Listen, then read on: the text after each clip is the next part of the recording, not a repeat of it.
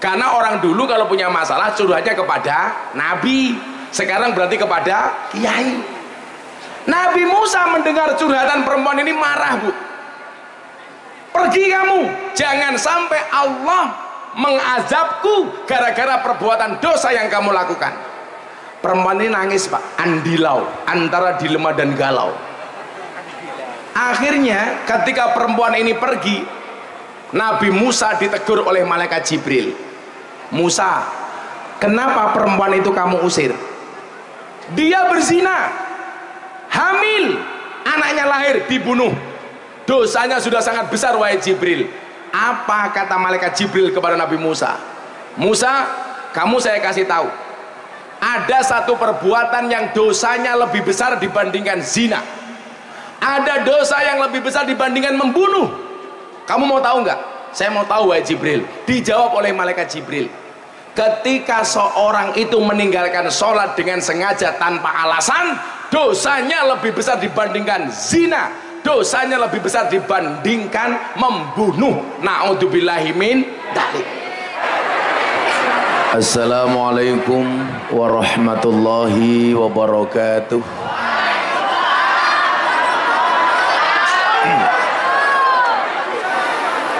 Alhamdulillahi rabbil alamin wa kafa.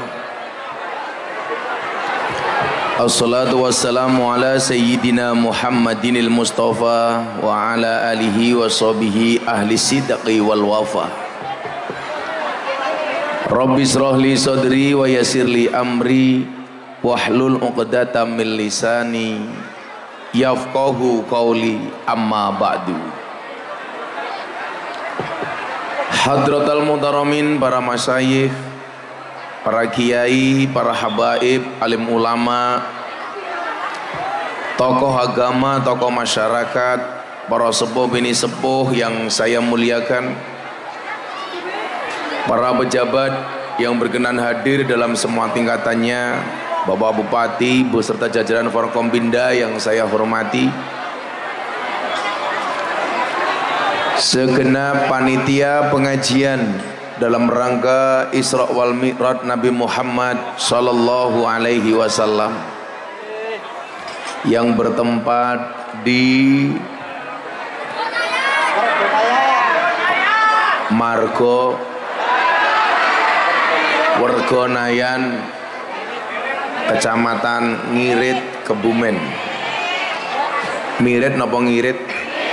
Ngirit. Bapak Ibu warga masyarakat Kebumen rahimakumullah. Tuku permen bakule perawan, perawane ayu, bokonge lemu.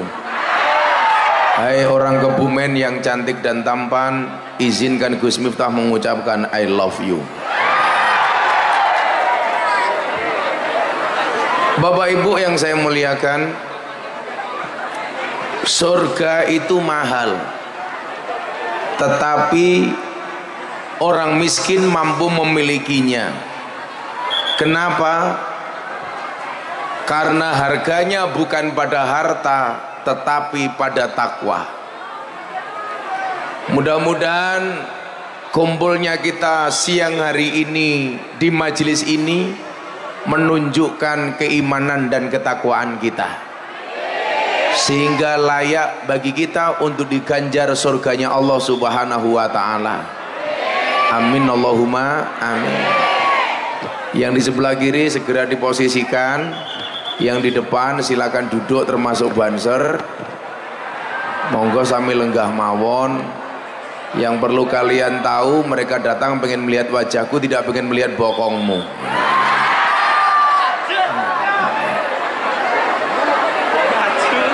Monggo sami lenggah.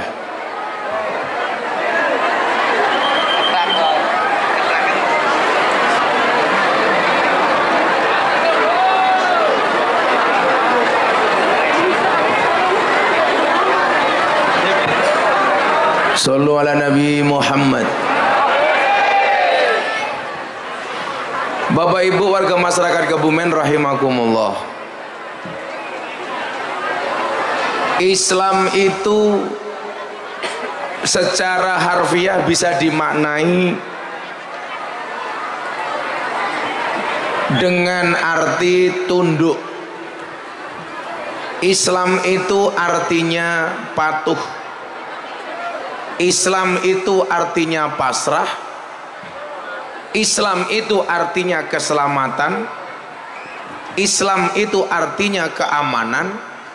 Dan Islam itu artinya kedamaian. Untuk mewujudkan damai, mewujudkan rasa aman, mewujudkan rasa selamat, dibuatlah aturan. Apa aturannya? Aturannya adalah takwa. Saya jadi teringat seorang perempuan dari Australia yang ketemu saya di Bali setelah saya membuat kajian kebangsaan di Polda Bali. Saya istirahat di Pantai Kuta. Kebetulan di situ banyak bule sedang sumur, susu dijemur. Dengan pakaian seksinya dia mendatangi saya. Untungnya saat itu saya menggunakan kacamata hitam, sehingga pas mata saya mendelik tidak kelihatan. Dia datang sambil bilang, kebetulan dia follower Instagram saya, follower medsos saya.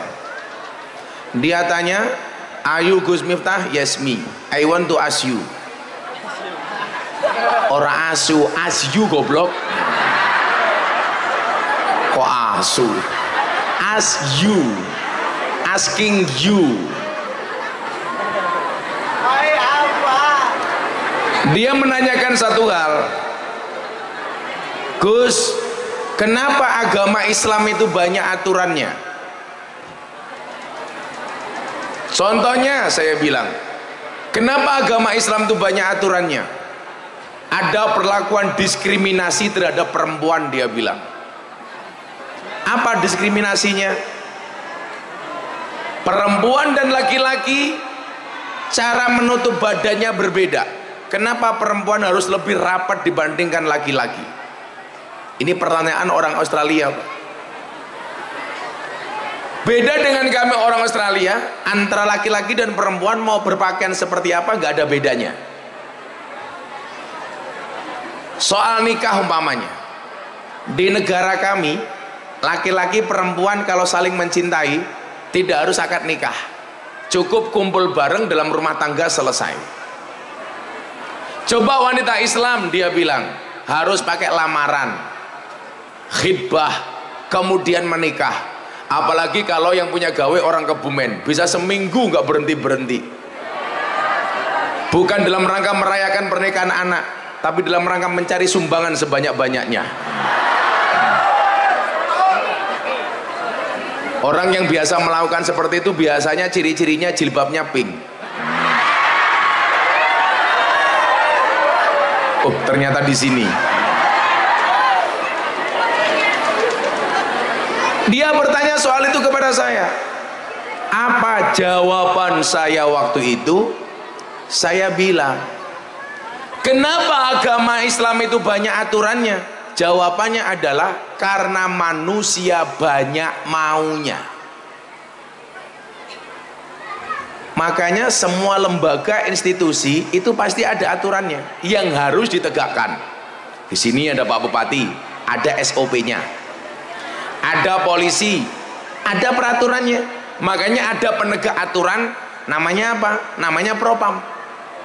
Tentara sama, punya polisi militer. Lurah sama, semuanya ada aturan. Aturannya lurah itu apa? 6 tahun 3 periode. Demo di Jakarta minta 9 tahun. Anak ya Pak Lurah. Endi wonge?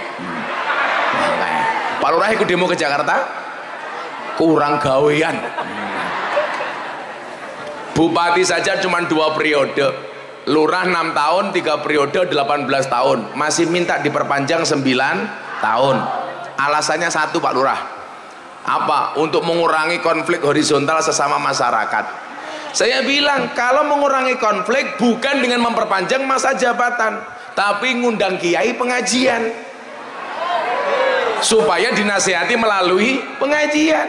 Saya curiga kenapa lurah minta perpanjangan jabatan? Bukan karena menghindari konflik horizontal, tetapi karena modalnya belum balik.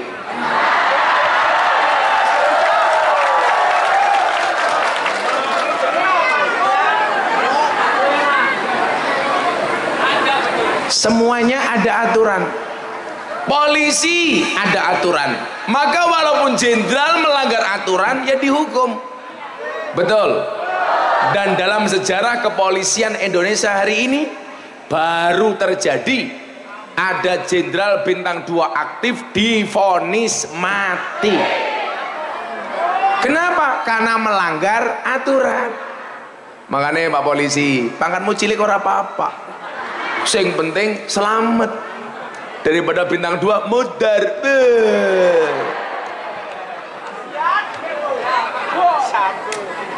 Saya dikasih tahu teman, Gus, tahu nggak uangnya berapa di bank? Emangnya berapa? 99,9 triliun. Ya Allah, itu Banser mati urip meneh ping 100 tetap nggak bakal punya uang seperti itu. 99,9 triliun, hampir 100 triliun.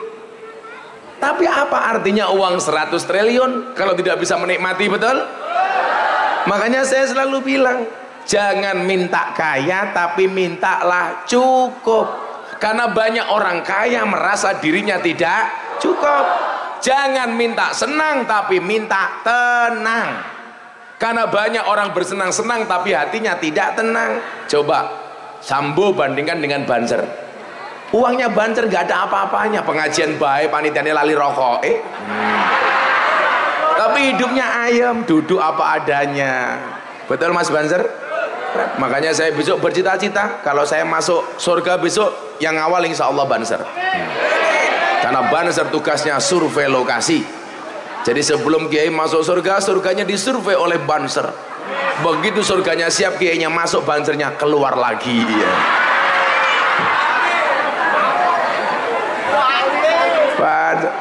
Ini tenang hatinya. Maka kemarin saya ditanya, Gus, hebat mana TNI, Polri apa Banser? Oh Banser. Kok bisa? Iya, TNI Polri banyak yang SK-nya masuk bank untuk hutang. Banser nggak ada yang memasukkan SK-nya ke bank untuk hutang. Kenapa? Karena SK-nya nggak laku. Bukan karena hebat. Semuanya punya aturan. Lah, bermasyarakat saja ada aturan. Contoh umpamanya aturan dari pemerintah, yang menerima BLT adalah orang miskin, karena BLT diperuntukkan untuk orang miskin. Tapi lucunya orang desa, apa namanya tadi? Wergolayan. BLT untuk orang miskin, tapi di Wergolayan yang punya mobil juga ngaku miskin. Betul Pak Lurah? Sehingga yang pusing siapa? Lurah. Bingung, BLT sama jumlah penerimanya lebih banyak jumlah penerimanya. Akhirnya nggak adil, kemudian dicurigai sama warganya. Paling sing didum lurai dulure dewek.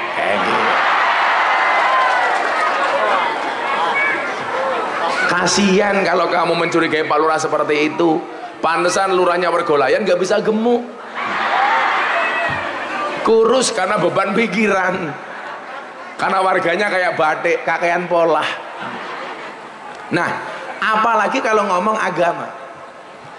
Agama didesain banyak aturannya. Kenapa? Karena manusia banyak maunya. Supaya apa? Kemauan-kemauan manusia ini tidak melampaui batas, tidak keluar dari apa yang kemudian diinginkan oleh Allah dan Rasulnya. Maka tadi saya bilang, surga itu mahal, tetapi orang miskin bisa memilikinya karena harganya bukan pada harta, tapi pada takwa. Nah, aturan dalam agama itu disebut takwa. Takwa itu apa definisinya? Imtisalu awamirillah wajtinabu nawahi. Melaksanakan perintah, tinggalkan larangan. Maka kalau Bapak Ibu pengen dapat surga, tegakkan takwa. Di mana ada perintah, laksanakan. Ada larangan, tinggalkan. Jangankan dalam beragama, Banser loh sebagai sebuah organisasi yang sah. Karena hari ini banyak organisasi yang dilarang masih ngaku organisasi. Banser punya aturan, melanggar, yuk dikeplai, salah kok. Betul? Salah. Rumah tangga loh ada aturan. Oh, apa itu suami? Apa itu istri? Istri itu kepanjangannya istana tempat ridho ilahi. Bagaimana mewujudkan keluarga sakinah mawaddah warahmah dalam rumah tangga. Apa itu suami? Kepanjangannya suami, semua uang adalah milik istri. Betul Bu? Cangkem.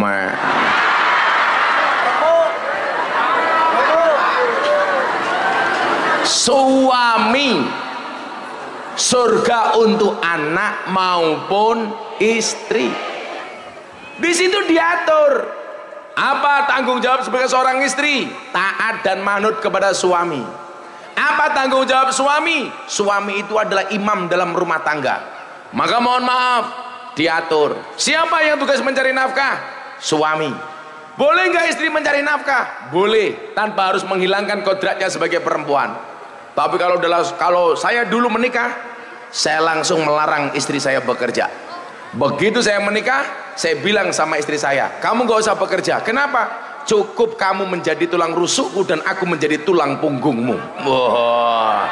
Makanya kamu harus ingat, anak-anak hadroh, suami itu tulang punggung, bukan tulang tulung. Saya mikirnya sederhana Om Mas Arif. Kenapa istri saya larang bekerja? Sederhana. Istri itu dijatah dinafkahi setiap hari saja, masih berani sama suami. Apalagi kalau istri punya pendapatan sendiri. Apalagi kalau pendapatannya lebih banyak daripada suami, pasti masalah. Makanya saya melarang istri saya bekerja. Bu, kalau kita boleh nggak di sini bekerja? Silahkan, itu peraturan rumah tangga saya. Kalau ibu-ibu Kebumen silahkan Anda bekerja. Ingat, kenapa istri harus bekerja? Karena suami itu hanya titipan. Kalau tidak diambil Allah, minimal diambil mantan. Iya, kayak gitu. Iki wis tua jilbabe pink ya.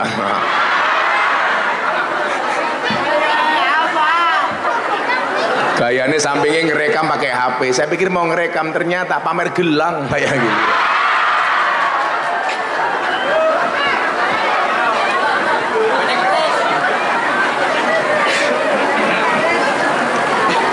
Nah, supaya Islam ini aman, supaya Islam ini damai, mewujudkan keselamatan, al-mu'min man aminhun nas, orang beriman itu adalah orang yang memberikan rasa aman kepada manusia. Dibuat aturan. Makanya saya harapkan betulin bagaimana kita kaum muslimin menjaga kedamaian, menjaga keselamatan, apapun perbedaan yang ada. Caranya bagaimana? Dibuat peraturan, namanya takwa. Secara substansi, takwa isinya cuman ada dua. Ada perintah, laksanakan. Ada larangan, tinggalkan. Makanya dikatakan kuntum khaira ummah. Umatnya Kanjeng Nabi itu adalah umat yang paling baik. Apa konsekuensinya? Nabinya nabi terbaik, umatnya umat terbaik. Konsekuensinya adalah kalau masuk surga, umatnya Kanjeng Nabi lebih dahulu dibandingkan umat-umat sebelumnya. Makanya Pak Lurah kita doakan masuk surga pertama kali, amin. Berangkat setelah sholat maghrib, amin. Malah Lurahnya mantuk-mantuk.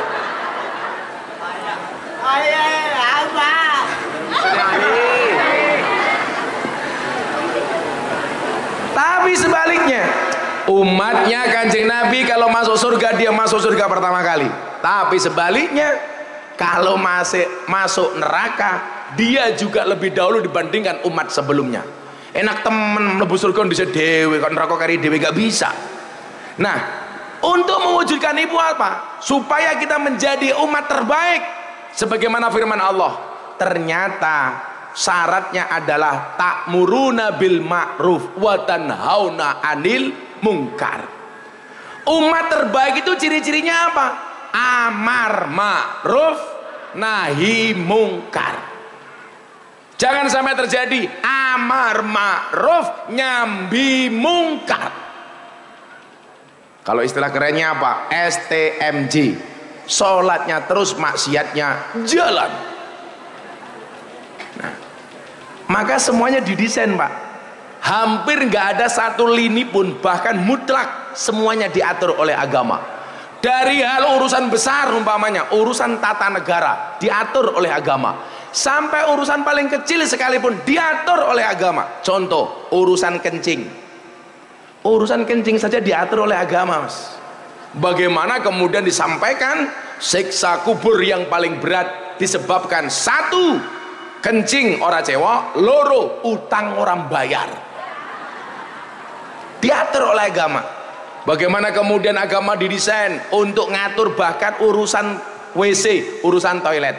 Sebelum dilanjutkan guyon fikih, saya mau tanya, ada doa masuk toilet, ada doa keluar toilet. Saya mau tanya, doa masuk toilet, berdoa dulu baru masuk atau masuk dulu baru berdoa? Berdoa dulu baru masuk atau masuk dulu baru berdoa? Berdoa dulu baru masuk. Sekarang saya mau tanya, boleh nggak berdoa di dalam toilet? Nggak boleh. Oke, sekarang dijawab. Kalau doa masuk toilet, doa dulu baru masuk. Sekarang pertanyaan berikutnya, doa keluar toilet, keluar dulu baru doa apa doa dulu baru keluar? Hah? Keluar dulu baru doa. Kalau keluar dulu baru doa itu namanya doa keluar toilet apa doa di luar toilet? Saya diulangi, doa masuk toilet, doa dulu baru masuk. Sekarang doa keluar toilet, doa dulu baru keluar atau keluar dulu baru berdoa? Ya doa dulu baru keluar. Berarti berdoa di dalam toilet boleh apa enggak? Boleh, asalkan sesuai dengan proporsinya. Itu yang namanya adil. Wada'u syai'in fi mahalih. Makanya walaupun kasusnya sama, Sambo, Putri Chandrawati, Kuat Ma'ruf, Rijal, Eliezer, vonisnya beda-beda. Karena adil itu tidak harus sama. Boleh nggak orang berdoa di dalam toilet? Boleh. Yang nggak boleh itu berlebih-lebihan. Umpama nih, Anda kepleset di toilet, set, baca innalillah, boleh apa enggak? Boleh. Yang nggak boleh berlebih-lebihan, begitu kepleset alladzina idza asobathum musibah qalu innalillahi wa inna ilaihi rajiun. Itu namanya berlebih-lebihan. Kalau sesuai proporsinya nggak apa-apa, Bu. Ada bledek baru di toilet dalam kamar mandi, tahu-tahu ada bledek ber kayak gitu, kaget umpamane. Kita baca subhanallah, boleh apa enggak? Boleh. Yang enggak boleh itu kalau berlebih-lebihan subhanallah walhamdulillah wala ilaha illallah Allahu akbar. Ngapa? Wong ngising kok ditabui keprimen? Sok tahu. Kamu nggak usah terlalu bersemangat. Amplopmu nggak jelas.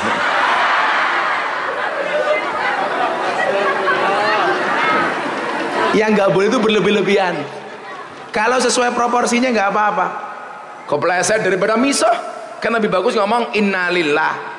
Ya nggak boleh itu mamanya kamu mentang-mentang mau tampil di hadapan Gus Miftah sama Pak Bupati, latihan sholawat, baca sholawat di dalam WC, itu nggak boleh. Ngising karo ya hanana, ya hanan, itu nggak boleh. Masa ngising karo ya hanana keprimen? Ya, bagaimana cara menegakkan aturan? Ayo sekarang kamu gatel pengen abuan tuh, ayo selawatan. Orang mongan mangan cangkeme wae. Oh, orang suguhane mesake temen ya. Orang suguhan. Ya maklum panitia nggak duwe anggaran.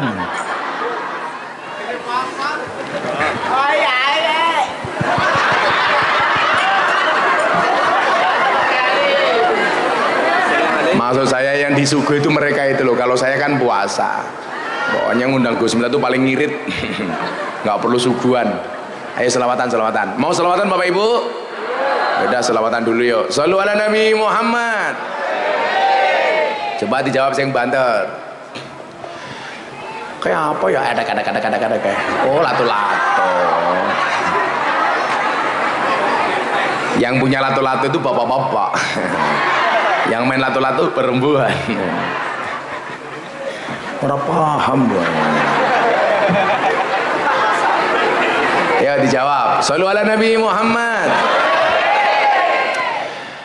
Bapak NU Ibu Mus. Koyo sing banter 5. Wah, semangat belas. Iki keprimen jilbabe pink, lunggone ngarep, tongkake dislonjorke ning raine inyong keprimen. Aku curiga jangan-jangan sempaknya ya pink.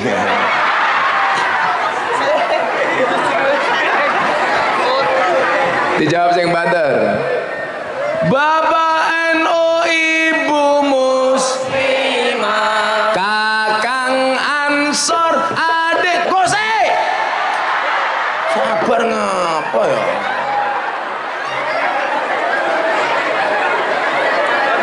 Nunggu kok demi inyong. Tahu nggak fungsi tongkat saya apa?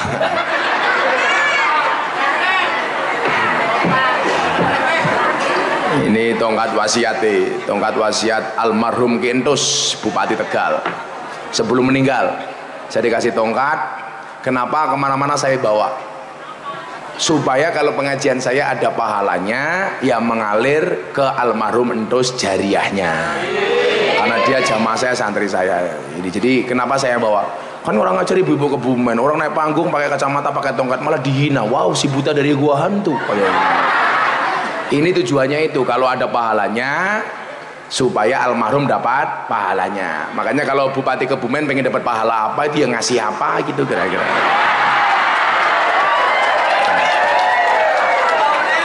Oh, saya nggak minta kok, cuma ngomong kok.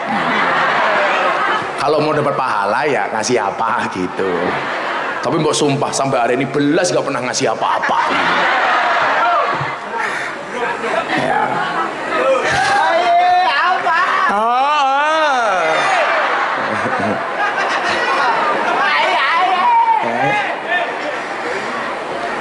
Bapak NU Ibu Mus, Kakang Ansor, Adeva tayat tahlilane saben malam, mulai tahlilan padha nggawa rahmat berkat bae sing dipikir. Ujung-ujungnya badokan ya.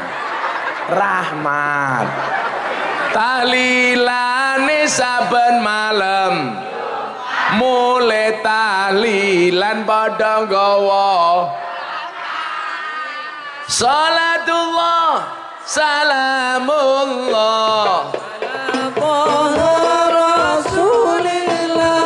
Rasulillah salatullah salamullah ala yasir habibillah salatullah salamullah ala yasir habibillah.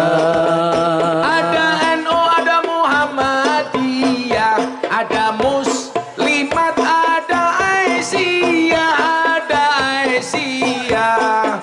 kabeh aku raja padha congkrah Indonesia makmur rakyate berkah. Kabeh aku raja padha congkrah Indonesia makmur rakyate berkah. Salatullah salamullah ala Toha Rasulillah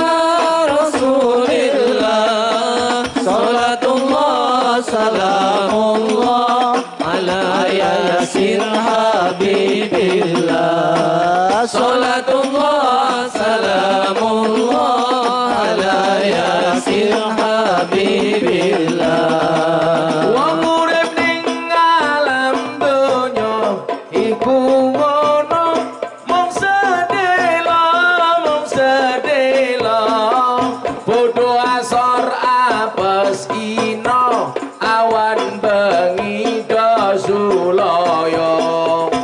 podo asora pesino awan bengi dosulaya Salatullah salamullah ala Toha Rasulillah Rasulillah Salatullah salamullah ala Yasin Habibillah Salatullah salamullah ala Yasin Habibillah yen wis mati pondo ramelu bojo ayu wis ana sing nemu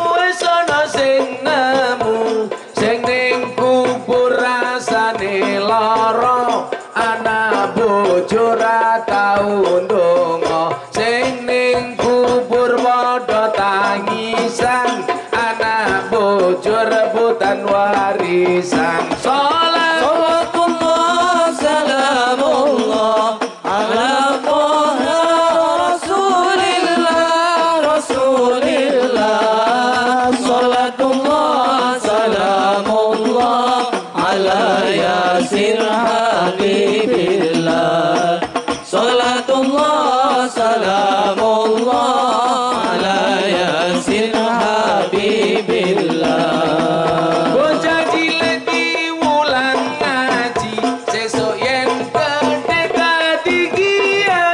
dadi kiai urip pisan aja mung dolanan ayo sregep derek pengajian urip pisan aja mung dolanan ayo sregep derek sholawatan Salatullah salamullah ala Toha Rasulillah Rasulillah Salatullah salamullah ala Yasin Habibillah Salatullah salamullah ala Yasin Habibillah dolan ning sawah atus ning kali kayu nongko digawe lemari Gus Miftah gagah lan sregep ngaji oke rondo sing jalodi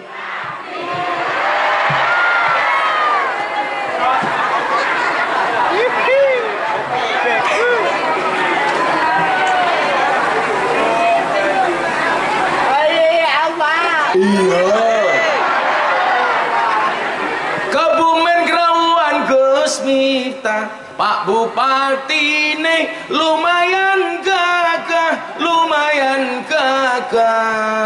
tapi sayang senajan gagah Bupati ini rata ngundang Gus Miftah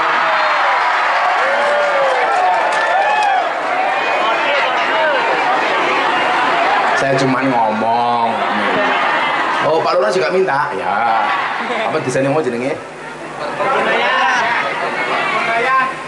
warga Nayan ngundang Gus Miftah Pak Lurah lumayan gagah ana gajah adus ning beli najan gagah manuke cangkemmu masa manuk kecil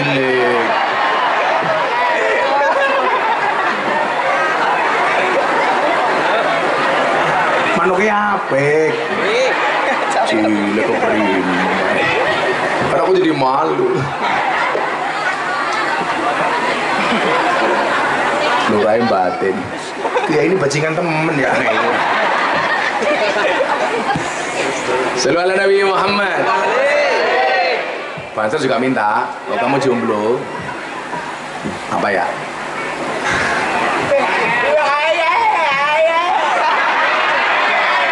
ya udah sihir tuh yang jomblo sekaliwat lawe jelantah sekorawon kurang uyah kurang uya ampun tangklet kapan jomblo nikah pacar mawon jomblo mboten tuku bawang kleru mrica wis kebacut sayang mung dianggep Semarang kaline butek sing disayang matane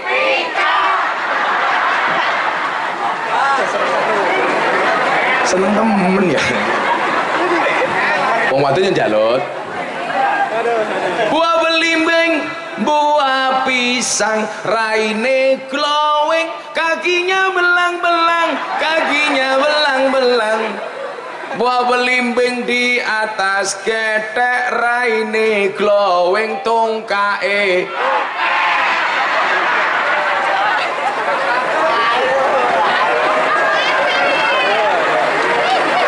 kasihan belum melan ya muah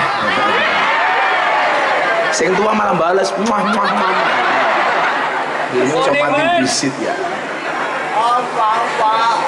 Nah Bapak Ibu rahimakumullah, pertanyaannya adalah kenapa takwa itu imtisalu awamirillah dan kenapa ada sholat?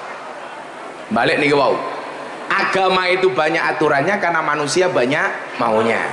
Contoh sing tiang bule takon kali kula nih wow, saat ngomong sholat kan dia bilang sama saya begini Bu, dalam Islam itu perempuan banyak aturan. Kenapa nggak dibuat sama saja soal berpakaian antara laki-laki dan perempuan? Oh ya beda, auratnya saja laki-laki dan perempuan itu beda, betul? Kalau laki-laki itu auratnya mana? Baina surrati warrukbati, antara dengkul dan wudel. Jadi kalau Pak Lurah Jumatan pakai sarung tok, nggak pakai baju, selama dengkul sama udelnya tertutup sah. Nggak percaya silahkan besok Jumatan dicoba. Paling jamaliannya batin berpengajian karo Gus Miftah lurai kentir kayak gitu. Tapi ingat, agama itu tidak hanya mengajarkan etika tapi juga estetika, keindahan. Innallaha jamilun wa yuhibbul jamal. Allah itu indah dan mencintai keindahan. Makanya kalau ibu-ibu dandan niatnya apa? Mengikuti keindahan. Keindahan untuk siapa? Keindahan untuk suaminya. Persoalannya orang mirip, kalau mau ketemu suami tetangganya dandan cantik, kalau di rumah apa adanya. Coba ibu-ibu kita lihat, subhanallah, alisnya saja banyak yang seperti galengan, masya Allah. Tapi kalau di rumah apaan? Tipet-tipet gorengan kopi diseret sapi amit-amit ibu mirit saiki taline gotang bodel dijemiteni. Itu kalau di hadapan suami. Jajalak pengajian kayak ibu sing jilbabe pink. Ya Allah,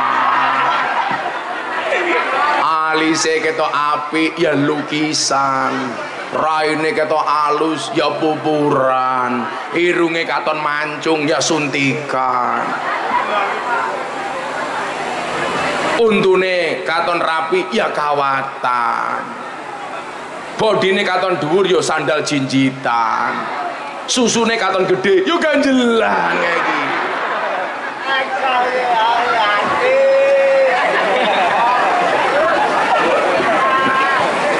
Kalau dibilang aturan kayak berpakaian itu diskriminasi bagi perempuan, saya jawab Anda salah.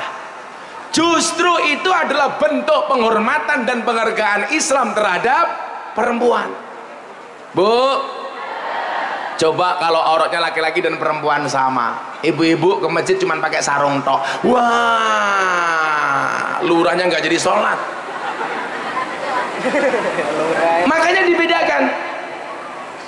Bu, mumpung saya ingat, tolong kalau ibu-ibu beli mukena, cari yang satu potong saja, yang long, yang panjang, bukan yang model dua potong. bukan yang potongan tapi yang terusan. Saya khawatir ibu-ibu ini sholatnya kesusu atau waktunya hampir habis mandi langsung sholat pakai mukena. Mukenanya bukan terusan tapi yang potongan. Bahaya. Loh, itu nggak pakai baju, pakai mukena 2 potong. Sami Allahu liman hamidah. Malaikatnya mesti bengok. Wah.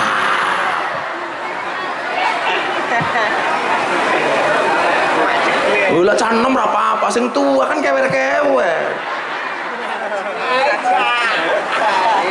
Justru aturan-aturan dalam agama itu memuliakan perempuan.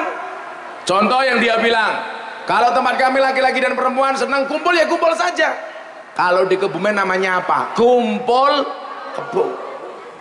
Agama Islam tidak membolehkan kumpul kebo. Ingat Cah Banjar, kalau ada orang kumpul kebo sampai punya anak, anaknya namanya gudel. Makanya kalau Islam diatur, seneng lamaran. Wala junaha alaikum fi ma aratum min khidbatin nisa au aknantum fi anfusikum. Lamar. Begitu diterima khidbah, lanjut ke persoalan berikutnya. Apa? Akad nikah. Dan yang perlu diingat, akad nikah itu murah. Betul Bu? Yang bikin mahal itu gengsinya mbok nek. Kalau nikahnya murah Mas, di KUA berapa sih? Gratis. Yang menjadikan mahal gengsi. Apalagi kita ingat, perempuan yang paling baik adalah yang paling murah mas kawinnya. Tapi ingat, itu hadis dibaca perempuan bukan laki-laki. Kalau yang membaca hadis itu laki-laki, menjajah perempuan. Kalau yang membaca perempuan supaya tidak minta mas kawin neko-neko kepada suami. Seperti kemarin kejadian di Jawa Barat, pernikahannya batal gara-gara minta mas kawin sertifikat rumah. Kalau ada hadis yang bunyinya Kanjeng Nabi memberikan mas kawin kepada istrinya 20 ekor unta, yang membaca hadis itu laki-laki apa perempuan? Laki-laki, supaya lebih bertanggung jawab kepada perempuan. Kalau yang membaca hadis itu perempuan, yang jadi perempuan terlalu banyak menuntut kepada laki-laki. Makanya dulu saya Pak Arif ketika menikah sama istri saya, mas kawinnya sama dengan Kanjeng Nabi jumlahnya. Kalau Kanjeng Nabi 20 ekor unta, Gus Miftah 20 ekor tengung. Karena aku miskin. Saya itu mau menikah nggak punya apa-apa mas, walaupun mbah saya itu kaya 7 turunan. Persoalannya saya keturunan nomor 8. Udah nggak punya apa-apa. Nah, maka supaya aturan-aturan itu tegak pakai takwa. Nah, supaya takwanya ini bisa terlaksana, yang perlu dilakukan pertama kali adalah amar ma'rufnya, mengajak kepada yang ma'ruf, mengajak kepada yang baik. Contoh, kiai dai ajak-ajak sholat. Sholat itu dalam rangka menjaga amar ma'ruf, Bu. Maka kalau sholatnya terjaga, inna sholata tanha anil fahsya wal munkar. Orang kalau sholatnya benar, maka akan terjaga dari perbuatan keji dan mungkar. Ada yang bertanya, Gus, orang berbuat baik tapi nggak bisa sholat, sama orang bisa sholat belum bisa berbuat baik, mana yang harus didahulukan? Jawabannya adalah sholat walaupun belum bisa berbuat baik. Orang sholat belum berbuat baik, Bu, itu sama dengan orang telanjang pakai celana tapi nggak pakai ikat pinggang. Aman, mung nyok-nyok melotrok. Tapi kalau orang berbuat baik dia tidak sholat, sama orang telanjang pakai sabuk tapi nggak pakai celana, gondal gendul, ditutul pitik. Napa wonten Gus? Nganggo sabuk orang nganggo katok? Ada. Siapa? Jaran. Jaran itu pakai pelana tapi nggak pakai celana. mila kok ana wong mirit gelem tumindak apik tapi ra gelem salat, berarti kelase kaya jarak. Mila Bapak Ibu para jaran rahimakumullah, sampai Imam Al-Ghazali mengatakan apa? Orang itu kalau ngaku Islam tapi tidak mau sholat, walaupun masih hidup sudah dianggap mati. Barang mati niku arane batang. Ngakune Islam nganggo seragam banser kok ora gelem sholat, berarti ono batang seragaman. Ngakune Islam ora gelem sholat, gaweane dolanan lato-lato, berarti batang lato-lato. Ngakune Islam ora gelem sholat kok gaweane udut, berarti anak batang udut. Endi kiye. Ibu sholat, bapak nggak sholat, bengi ibu dikeloni bapak, berarti ibu dikeloni. Ibu nggak sholat, bapak nggak sholat, bengi turu bareng, berarti ono batang kelonan. Batang.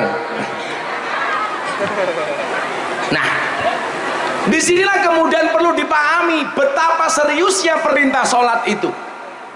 Sampai saja Kanjeng Nabi untuk menerima perintahnya bukan malaikat Jibril langsung yang menyampaikan, tetapi Kanjeng Nabi harus langsung sowan kepada Allah.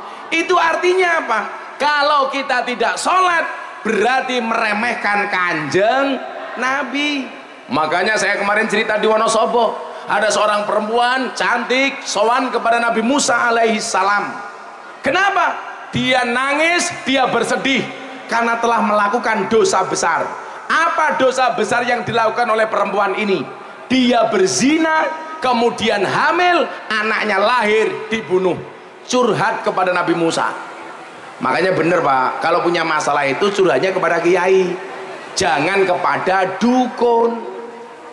Karena orang dulu kalau punya masalah curhatnya kepada Nabi, sekarang berarti kepada kiai. Nabi Musa mendengar curhatan perempuan ini marah, Bu. Pergi kamu, jangan sampai Allah mengazabku gara-gara perbuatan dosa yang kamu lakukan. Perempuan ini nangis Pak, andilau, antara dilema dan galau. Akhirnya ketika perempuan ini pergi, Nabi Musa ditegur oleh malaikat Jibril. Musa, kenapa perempuan itu kamu usir? Dia berzina, hamil, anaknya lahir, dibunuh. Dosanya sudah sangat besar wahai Jibril. Apa kata malaikat Jibril kepada Nabi Musa? Musa, kamu saya kasih tahu, ada satu perbuatan yang dosanya lebih besar dibandingkan zina. Ada dosa yang lebih besar dibandingkan membunuh. Kamu mau tahu nggak? Saya mau tahu wahai Jibril. Dijawab oleh malaikat Jibril, ketika seorang itu meninggalkan sholat dengan sengaja tanpa alasan, dosanya lebih besar dibandingkan zina, dosanya lebih besar dibandingkan membunuh. Na'udzubillahi min dzalik. Makanya ibu-ibu tolong anaknya. Saya itu orang yang sangat fair, orang yang sangat care dengan para pendosa, dengan para ahli maksiat. Saya itu kurang apa Pak? Kayak di lokalisasi Sarkem, saya ketemu mbak-mbak lonte. Lan kene arane apa ya? Oh begengge. Kalau begengge di Jawa Timur Mas. Kalau beda lagi, kamu salah. Purel itu bukan lonte. Purel itu pemandu lagu. Kalau lonte itu penjual kroto. Apa itu kroto? Pakan manuk. Manuk ke siapa? Manukmu.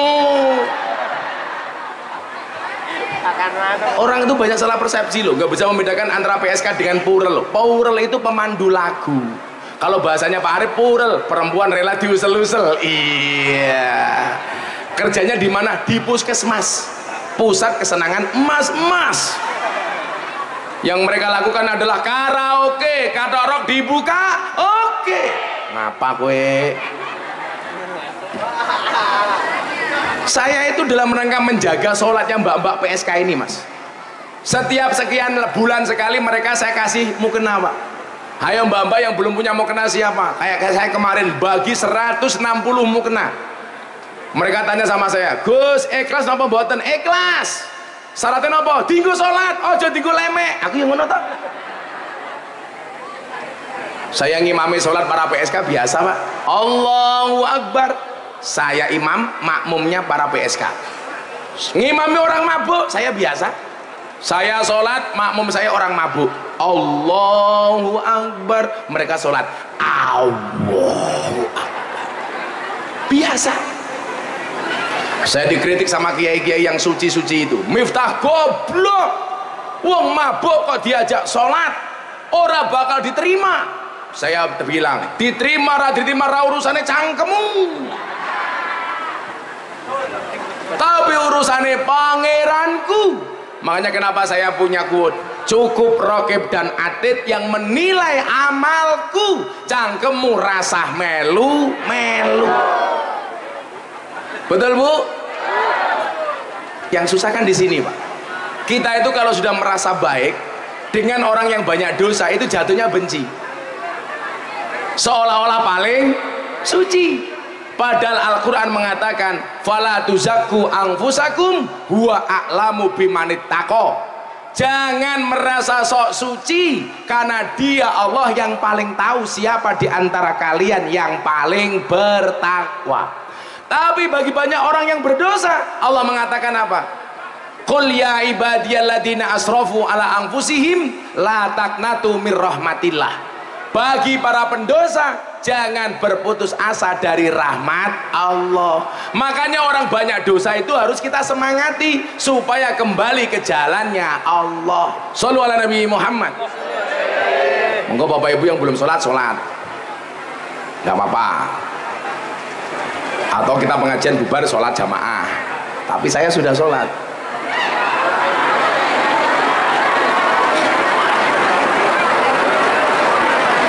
Mun sholat apa dereng?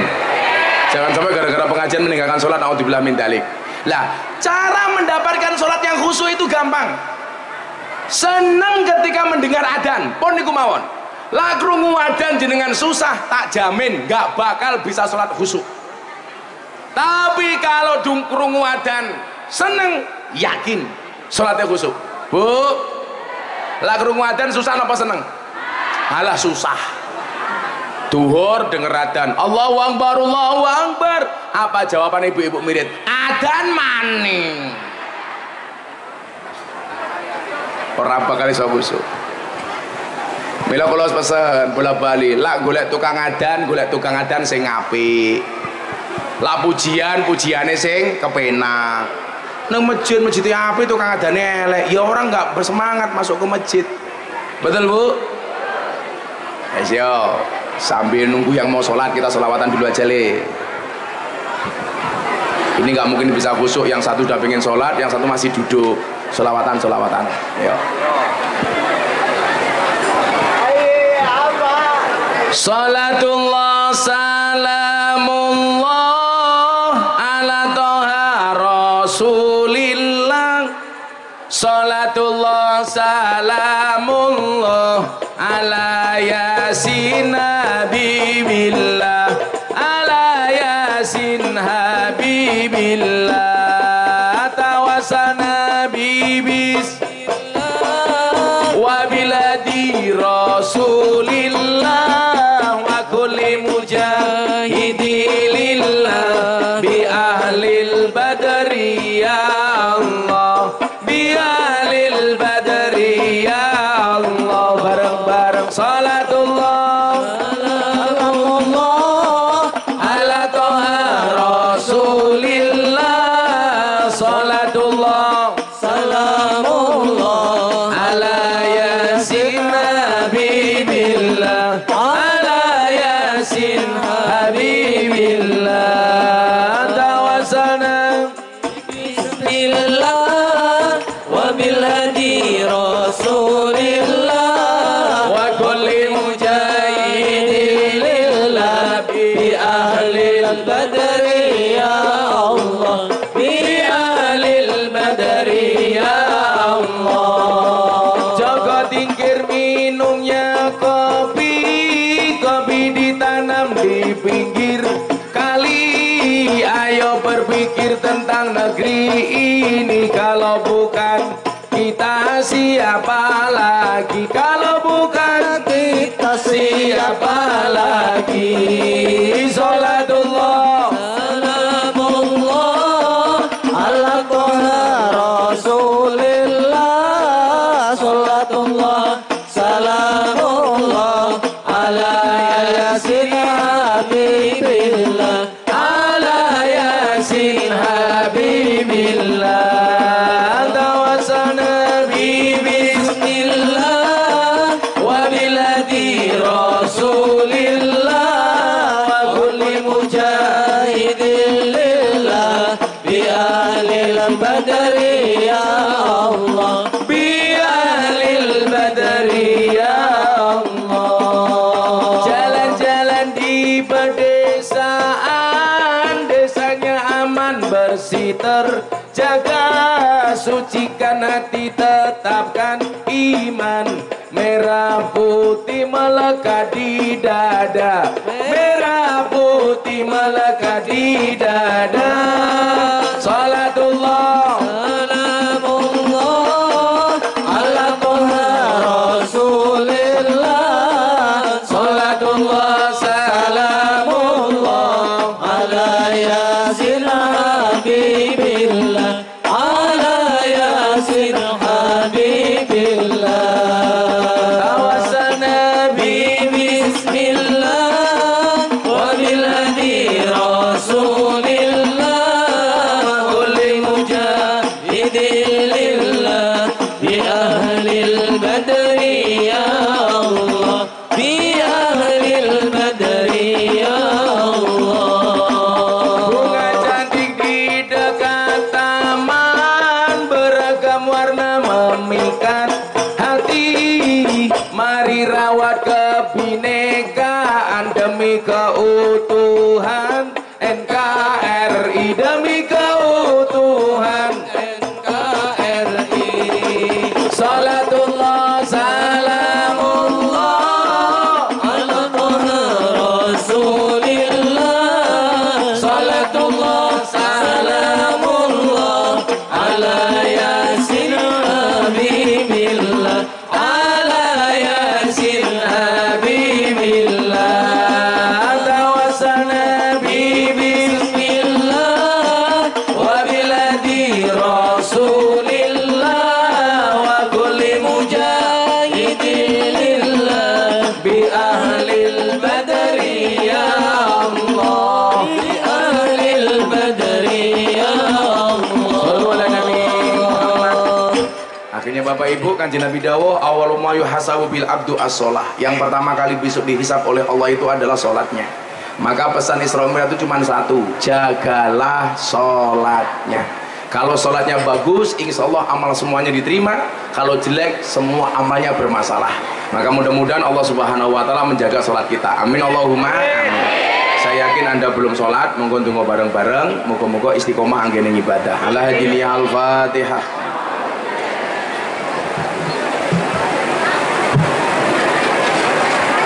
Bismillahirrahmanirrahim. Allahumma shalli ala sayyidina Muhammad wa ala ali sayyidina Muhammad walhamdulillahi rabbil alamin.